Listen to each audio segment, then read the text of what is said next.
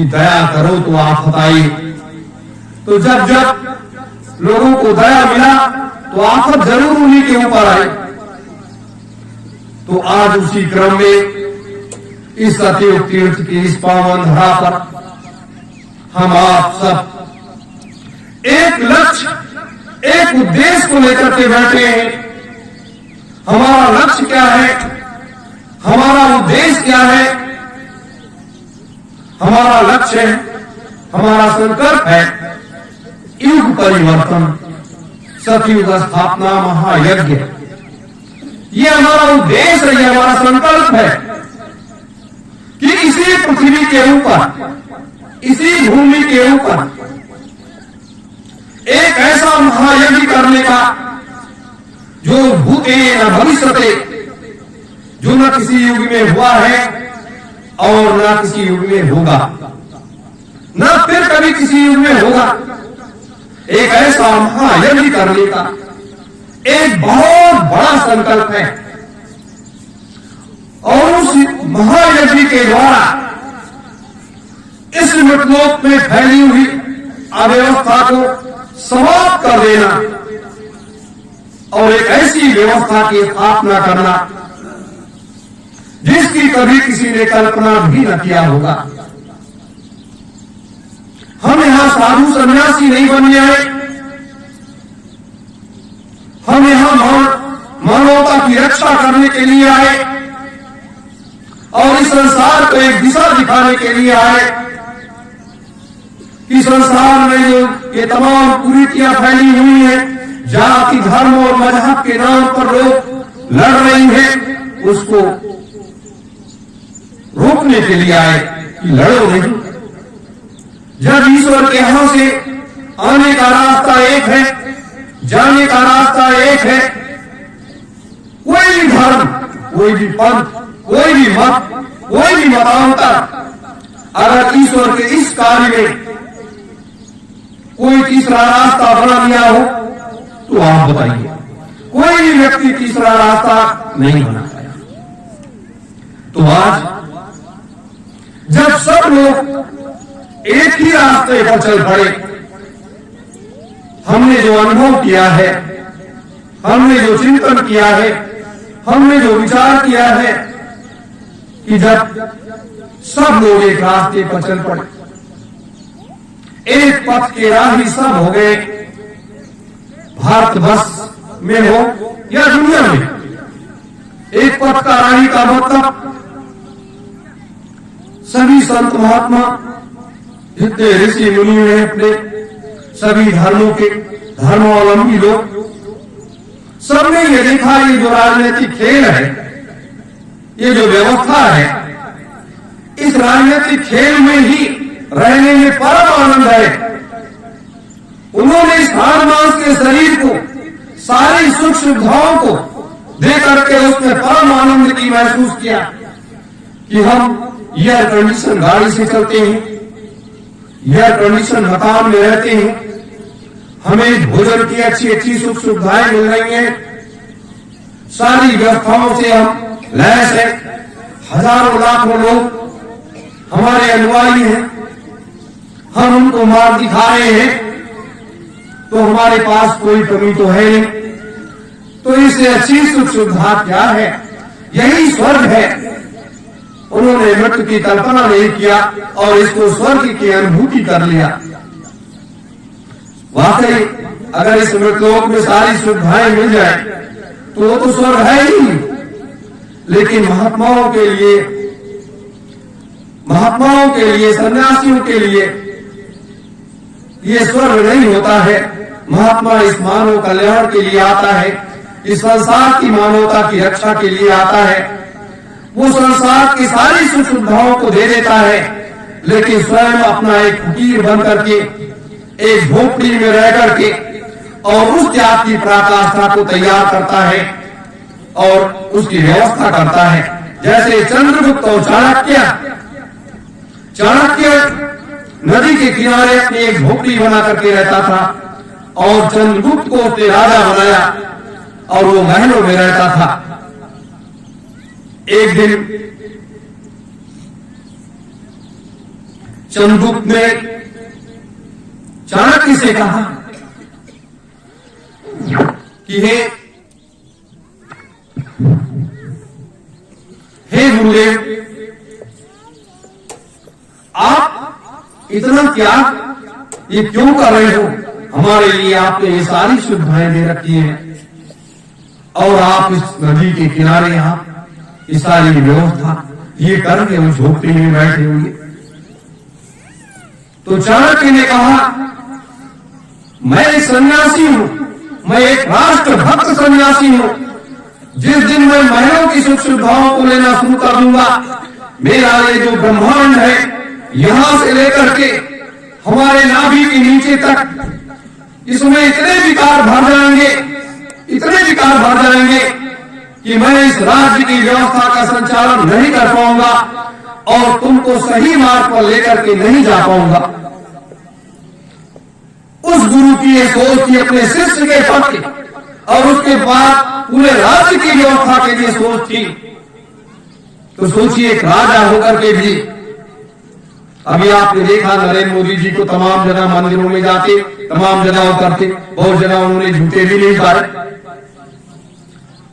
और एक राजा चंद्रगुप्त था कि वो 10 फरलांग दूर ही अपने रथ से उतर पड़ता था, अपने जूते को उतार देता था और नंगे पांव चल पड़ता था वो अपने गुरु से मिलने के लिए। तो ये एक हमारी परंपरा थी, एक हमारी व्यवस्था थी। तो आज उसी परंपरा, उसी व्यवस्था की आवश्यकता आज इस देश को आ गई है कि आज इस देश में जितने भी संसद विधानसभाओं में बैठे लोग हैं, संसद और विधानसभाओं में बैठे हुए लोग हैं, ये जानते हो क्या? ये इस देश के सबसे भ्रष्टतम भ्रष्ट लुटेरे हैं, भ्रष्टतम भ्रष्ट ये सब लुटेरे हैं। आप इन लुटेरों से आप कैसे मुकाबला करोगे?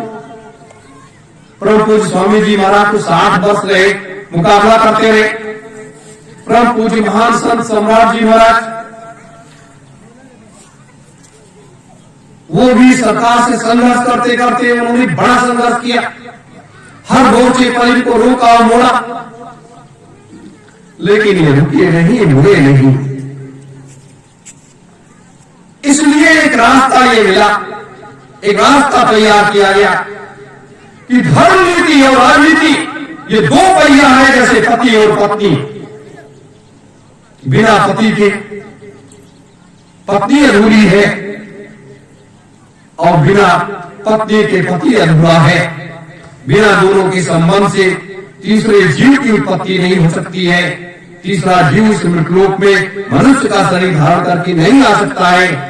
उसी तरीके से भारतवर्ष की व्यवस्था को भी जब तक ये दोनों पहिए बराबर रेस में नहीं चलेंगे, धर्म नीति और राजनीति ये दोनों पहिए जब बराबर रेस में नहीं चलेंगे, तब तक आप इस देश में कोई बदलाव नहीं कर सकते हो, कोई बदलाव नहीं ला सकते हो, कोई व्यवस्था नहीं सुधार सकते हो।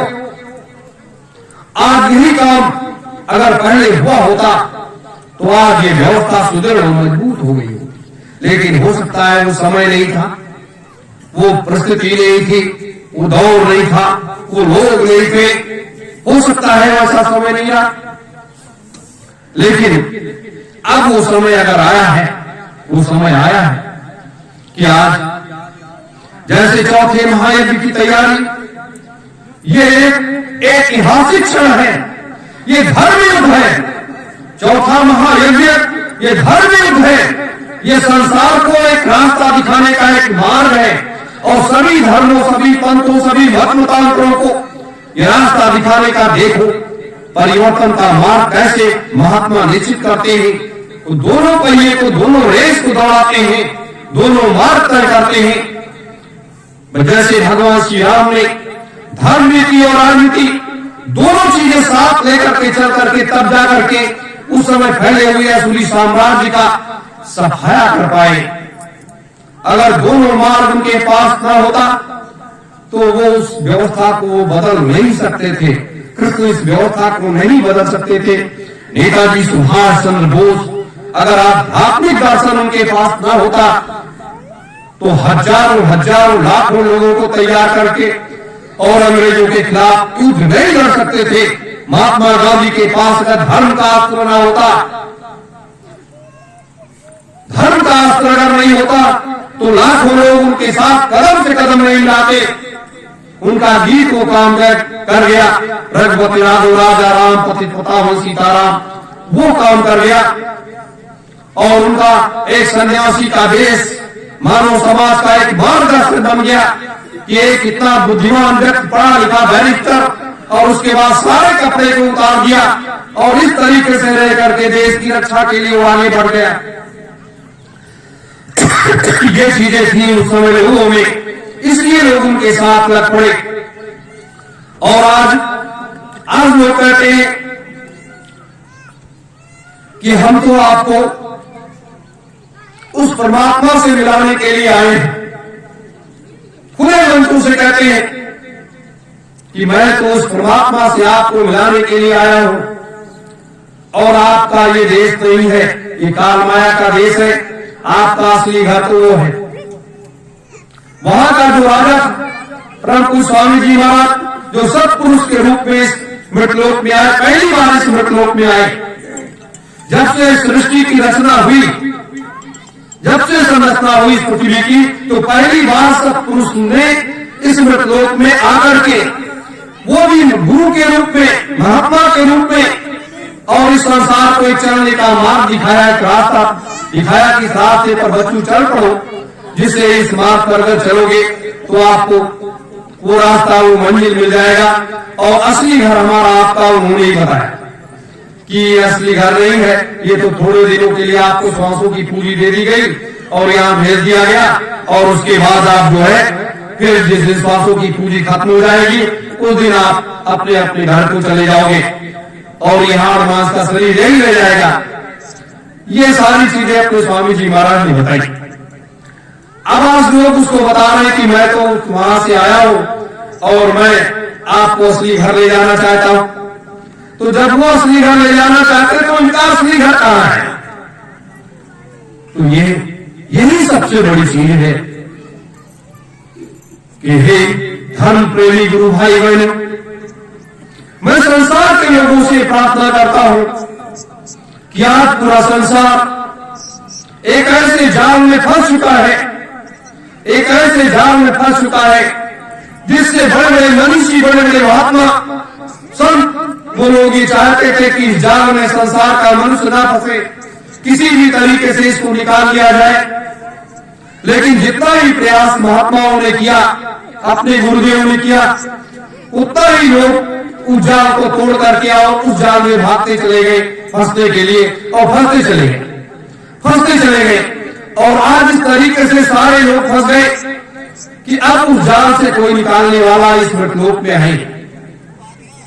स्वामी जी महाराज सम्राट जी या 3000 ऐसी शक्तियां जो सिद्धाश्रम में बैठी हुई है, जो इस आने वाले समय में इस महायज्ञ की शोभा बढ़ाएंगी, जो महायज्ञ में वो आएंगी, तो वो तो सिद्धाश्रम में जाकर के बैठ गए।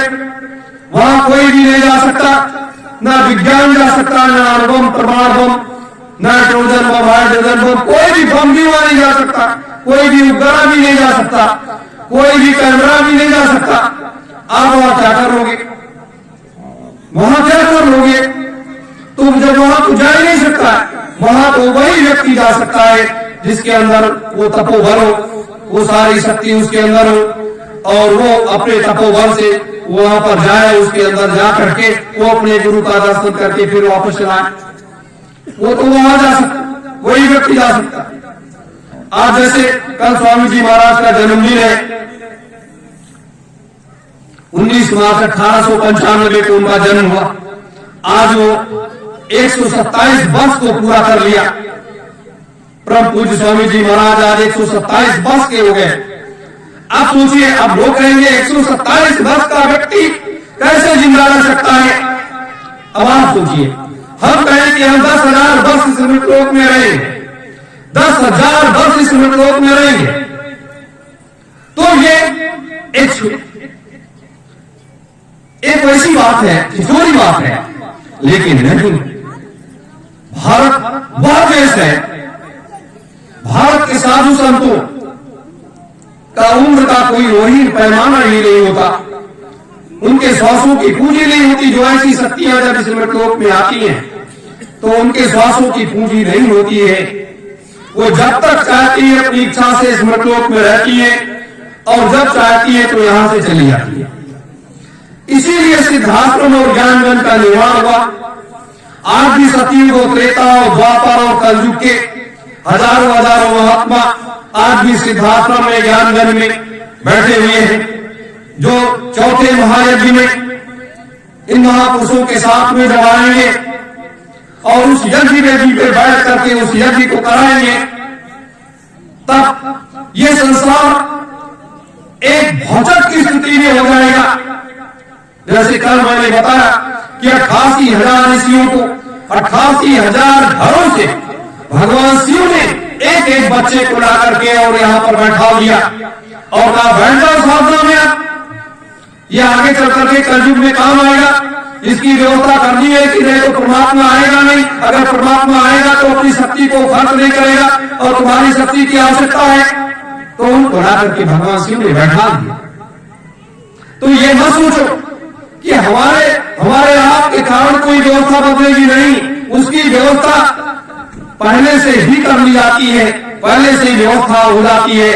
जैसे माँ के गर्भ में जब बच्चा आता है तो माँ के कुत्तों में दूध पहले आ जाता है और उसके बाद जब बच्चा पैदा होता है तब माँ के स्तन से वो स्तनपान करता है, उसे दूध मिलता है, उसको भोजन मिलता है। उसी तरीके से ये मृतलोक की व्यवस्था है कि यहाँ परिवर्तन कब होना है, लेकिन उसकी व्यवस्था बहुत पहले बना दी जाती है। और कौन उसके पात्र होंगे, कौन सुपात्र होंगे, कौन क्या होंगे, वो सारी व्यवस्थाएं बना दी जाती हैं। ये हमेशा ध्यान रखो, ऐसी बात नहीं है। आज बहुत से लोग कहते हैं अरे ये भारतीय सुभाष सेना एक राजनीतिक दल के रूप में ये खड़ा हो गया है, इसकी क्या आवश्यकता थी। यहां तो हिंदुस्तान में तमाम हजारों हजारों पार्टियां हैं और फिर महात्माओं को राजनीति से क्या लेना देना। बहुत से लोग कहते हैं जो महात्मा हो गया उसको राजनीति से क्या लेना देना। एक महात्मा तो हमारे यहाँ कई मुख्यमंत्री बने बैठे हैं, एक महात्मा तो अपने उत्तर प्रदेश के मुख्यमंत्री बने बैठे हैं। उनसे लोग नहीं पूछते जो शराब का व्यापार करते हैं, मांस का व्यापार करते हैं, बूचड़ खाने चलवाते हैं, शराब की फैक्ट्रियां चलवाते हैं, एक महात्मा ये भी है और उनके हजारों महात्मा सहयोगी हैं। तो भारतवर्ष की असली राजनीति ये महात्माओं की है, ये महात्माओं की है।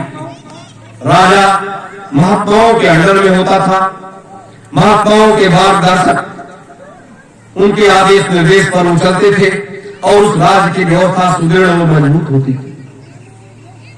आज जैसे हमारा ये दाहिना बायां हाथ है, उसी तरीके से एक तरफ ये धर्म का पहिया है और एक तरफ ये राजनीति का पहिया है और इस दोनों पहियों को एक साथ बराबर रेस में दौड़ाना है, एक साथ बराबर रेस में दौड़ाना है। एक आध्यात्मिक क्रांति है तो एक वैचारिक क्रांति है और दोनों क्रांतियां जब बराबर चलेंगी तो इस हिंदुस्तान में ही नहीं पूरी दुनिया में वो बदलाव आएगा, वो हाहाकार मचेगा, वो दौड़ होगी। अभी तो अपने लोगों ने वो रेस ही नहीं पकड़ी, वो रेस ही नहीं पकड़ी है। जब वो रेस पकड़ लेंगे तो फिर वो रुकने का नाम नहीं लेगी, फिर वो रुकने का नाम नहीं लेगी, वो अपनी मंजिल तय करके ही रुकेगी।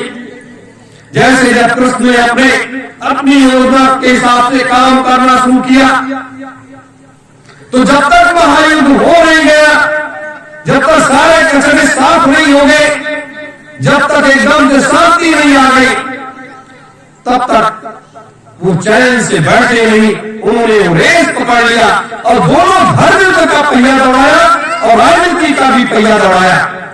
राजनीति का पहिया जब दौड़ाया तब क्या हुआ कि जुए में युधिष्ठिर जैसे महात्मा व्यक्ति अपनी धर्म पत्नी को भी हार गए। वो राजनीति का पहिया था और वो धर्मनीति का पहिया था, जो युद्ध के मैदान में उन्होंने जो देश दिया अर्जुन को, वो धर्मनीति का पहिया था और दोनों को बराबर दौड़ाया। धर्मनीति और राजनीति दोनों पहिए को बराबर दौड़ा करके उन्होंने इस व्यवस्था को बदल दिया। तो आज इस भारतवर्ष के नहीं, इस दुनिया की व्यवस्था को बदलने के लिए हम लोग काम कर रहे हैं। हम यहां साधु महात्मा नहीं बनने आए,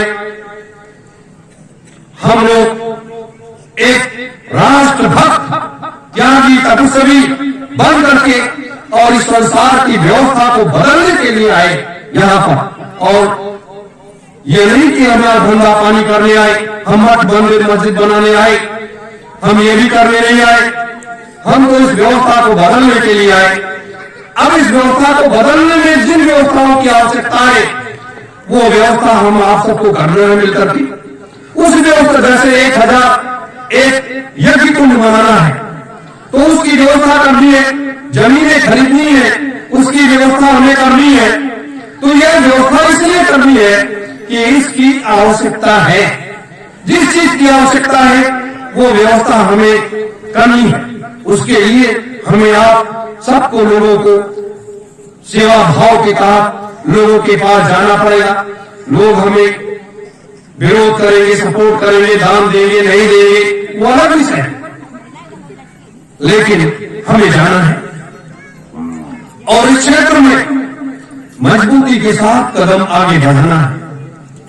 इसीलिए हिम्मत और साहस को मत तोड़ो, हिम्मत साहस को अपने बनाए रखो। ये कभी भी आत्मा में मत आने दो कि जिस दिन संसद और विधानसभाओं में आप घुसोगे कोई दूसरा नहीं जाएगा, आप सारे के सारे जाओगे। आप अकेले जाकर के वहां क्या करोगे? दारू पियोगे, मांस बेचोगे, कि उनके कलम में बैठ करके आप मौज मस्ती होगे, जिस मौज मस्ती से वो लोग भरपूर है। जब चलोगे एक बार इस भारतवर्ष की राजनीति मजबूत होगी, भारतवर्ष की एक बार राजनीति मजबूत होगी और उस राजनीति को मजबूत करने के बाद फिर उसके बाद एक तंत्र व्यवस्था भारतवर्ष में, अखंड भारतवर्ष में लागू होगी। एक तंत्र व्यवस्था, एक ही राजा होगा, उसके अंदर में सारे राजा होंगे। और एक समय और नजदीक आ रहा है। नेताजी सुभाष चंद्र बोस ने उस समय कहा था, दिल्ली चलो, दिल्ली ज्यादा दूर नहीं है, हमें लाल किले पर परेड करनी है और तिरंगा झंडा अपना फहराना है। सैनिकों के अंदर उन्होंने जोश भर दिया था, दिल्ली चलो, दिल्ली ज्यादा दूर नहीं है। आज हमें अपने देशवासियों से यह कहना होगा कि दिल्ली चलो, दिल्ली की पार्लियामेंट में घुसो, दिल्ली की पार्लियामेंट में घुसो और वहां से राजधानी उठा करके मथुरा ले आओ, दिल्ली की राजधानी मथुरा ले आओ। इसलिए हमें पूरे देश में हमें एक जागृति करनी है, हर तरीके से, हर रास्ते पर इन राजनेताओं से हम मिलेंगे, हर मोड़ पर इन राजनेताओं से मिलेंगे, हर चौराहे पर मिलेंगे, क्योंकि ये अपने लोगों ने 2022 की आवाज जो बुलंद की है, ये आवाज हमेशा बुलंद होती रहेगी, ये आवाज रुकने वाली नहीं है। भारत के आम जनमानस को, भारत की जनता को मजबूर कर देंगे, वो आपके आगे झुक जाएंगे। अभी अपने लोगों ने वो अस्त्र ही नहीं चलाया, वो शस्त्र ही नहीं चलाया, अभी तो हमने विनती किया है, अभी तो प्रार्थना किया है, अभी तो हम भारत की आम जनता को एक राजा मान करके उस राजा से अनुनय भी नहीं किया है, प्रार्थना किया है कि आप हमारे साथ खड़े हो जाओ, आप हमारा साथ दे दो, आप हमारा साथ दे दो, ये काम हो जाए। हम आपके लिए संघर्ष कर रहे हैं। लेकिन जब राजा ने हमारी विनती स्वीकार नहीं किया, और उसका कारण क्या है? राजा के ऊपर जो महात्मा लोग बैठे हैं, महात्मा लोगों ने पहले से एक दूसरे से वादा कर लिया, उनसे शादी कर ली, उन्होंने उनसे शादी कर ली, महात्माओं ने उनसे शादी कर लिया। तो उन्होंने अपने लोगों चेले चपाटों से कह दिया, भैया तुम इसके साथ चले जाना, बाराती बन जाना, और जिससे वहां वो बारात की शोभा बढ़ जाए और यही व्यक्ति राजा बन जाए। तो ये व्यवस्था हमारे महात्माओं ने कर दिया। उन्होंने ये नहीं देखा कि ये व्यक्ति दारू पीता है, कि ये व्यक्ति मांस खाता है, ये कितना गलत क्या करता है, इन्होंने कुछ नहीं देखा, कुछ नहीं देखा। तो इसीलिए कल भी तो मैंने एक स्पष्ट कहा कि जब जिस देश के साधु संत सन्यासी महात्मा सब लोग शराब और मांस के व्यापार करने में लग जाए तो उस देश का पतन हो जाता है, उस देश का पतन हो जाता है। तो यह पतन की तरफ लोग लेकर के जा रहे हैं। क्या धर्म का पाठ पढ़ाओगे, क्या भक्ति की बात बताओगे, क्या बैरागी बनाओगे, क्या मानव समाज को एक सतमार्ग की तरफ लेकर के जाओगे। आज के महात्माओं की ये दुर्दशा हो गई। अपने निजी स्वार्थों के तहत, निजी स्वार्थों के तहत इन लोगों ने ऐसे ऐसे कर्म कर डाले, ऐसे ऐसे रास्ते तैयार कर दिए। तो मेरे धर्म प्रेमी गुरु भाई बहनों, इस रात्रि की बेला में हम आपके बीच में बैठे हुए, आप भी बैठे हो, हम कह रहे हैं, आप सुन रहे हो, लेकिन हम आपको धोखा देने नहीं आए।